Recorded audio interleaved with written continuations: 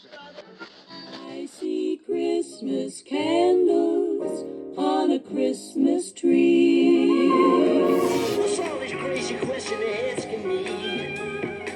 This is the craziest party there could ever be. Don't turn on the lights, cause Well, good afternoon, Joseph. How are you?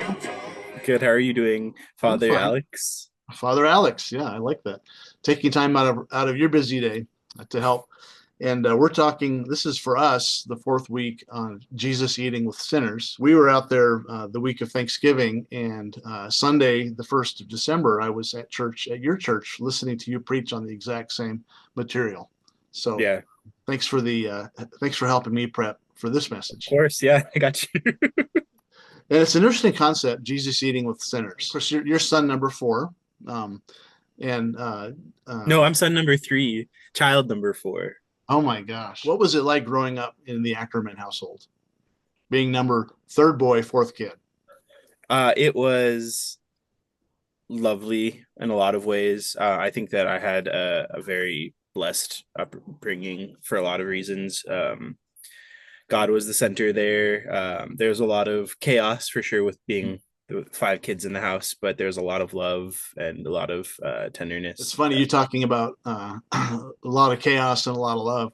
I sort of think that's what our church in Longmont is like, Yep. chaos and love, which is sort of funny how that works. Yeah, having been there, I would for sure agree. Chaos and love is maybe that's just what you like to foster. And Yeah, can't help it. So, Joseph, I'm going to ask you the same question that I'll be asking the people on the street. Have you ever really screwed up and needed uh, help to be kind of brought back in again? Yeah, for sure. Are we gonna go into detail? Thank you for being so disclosing. I mean, well, we're down in Pueblo today.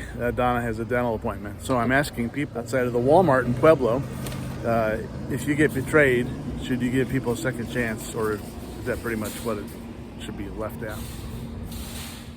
My name is Glenda. Glenda, thanks for helping me. So if someone betrays you, should you give them a second chance? Like I said, it depends on the type of betrayal. Okay. Can you give me an example? Geez, there's too many that I've had. Yeah. And so Yeah. many chances I've given. Yeah. And probably like on the 10th one, I stopped. What's your name? My name is Beverly. Beverly, thanks for helping me today. Do you think if someone betrays you, you should give them a second chance, or is that a bad idea? No, I think you should give him a second chance. Well, depending on the betrayal. Yeah. What's your name? My name is Gene Chavez. Gene, thanks for helping me. Yeah. So if someone betrays you, do you think they should get a second chance or no? No, I'm Scorpio, right? So Okay. it's kind of like I treat everybody the way I want to be treated. Abraham Lincoln said, "Fool me once, shame on you. Fool me twice, shame on me." Yeah, I think and it's- it's a lot of shame on me because maybe I once give isn't too enough. many chances. Hey, I think that's better than like never giving anyone a chance. Though. Yeah, that's true. Thanks for your help. Yeah.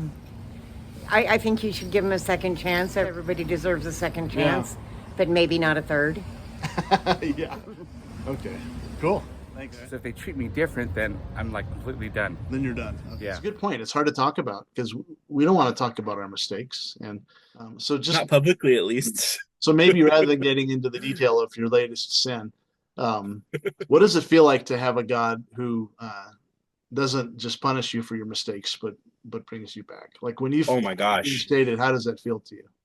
It's incredible. I think that it's honestly is a lot easier for me to process forgiveness from God than from really myself or anybody else. I know that God considers me his kid and has a lot of grace for me. And so to me, it's not, that part is not the hard part for forgiveness. And for that, that's always the easy-ish part because I understand where God has me.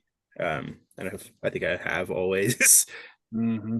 which I know is probably not the most common thing for people, but I think that honestly, because you are my father and you are a forgiving father, that it's been modeled for me really well that God, my father, would also really care about me and more care that and be really happy that I was apologizing in the first place than angry. Right. He's already good. It is Yeah. interesting how when we screw up, it's not only against God, but it tends to be against people as well. And Yeah. how sometimes that's the harder one is to go to the person. And Yeah, for sure. There's that I don't remember what psalm it is, but it's the one that John Foreman sings about, the against you and you alone.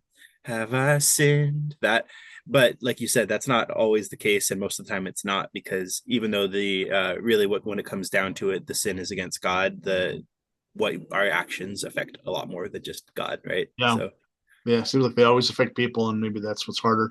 There's another John Foreman song when he's with Switchfoot that I was just thinking of. You haven't lost me yet. Do you know that mm, song? He mm-hmm, talks about. To me, it's a confessional song to his wife. You know, mm, you've got teary eyes. I've got reasons why. And he just gets into, I'm. What my favorite line is. I feel like I'm an apparition's pet, but you haven't lost me yet. brilliant. Like he's so far gone that he just is like some ghost is like dragging him around like a pet, but you haven't lost me yet, and Mm. that's a restoration song as well.